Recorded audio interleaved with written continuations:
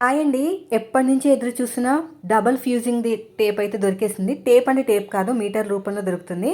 నేను ఫ్లిప్‌కార్ట్‌లో తీసుకున్నానండి. నేను ట్యాగ్ చేస్తాను. నేను ఏది తీసుకున్నానో అదే తీసుకోండి. ఎందుకంటే నేను ఎన్నో సార్లు బుక్ చేసి నాకు అది రాక మళ్ళీ రిటర్న్ పెట్టేశాను. చూసారా? ఇదొచ్చేసి ఇంత పల్చగా ఉంటది కదా! ఒక మీటర్ తీసుకున్నామంటే 2 బ్లౌజులకి వస్తదండి.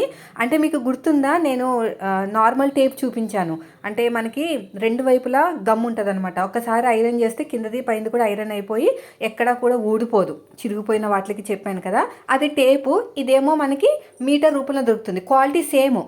అంటే ఎలా వేసుకోవాలంటే దీన్ని ఒక్క మీటర్ 2 బ్లౌజులకి వస్తదండి. బాగా గుర్తుపెట్టుకోండి. చాలా తక్కువగా మనకి లో బడ్జెట్‌లో తయారైపోతది. ఒక ముడత రాదు బ్లౌజ్‌కి, పీలికపోవటాలు అవేమి ఉండవు.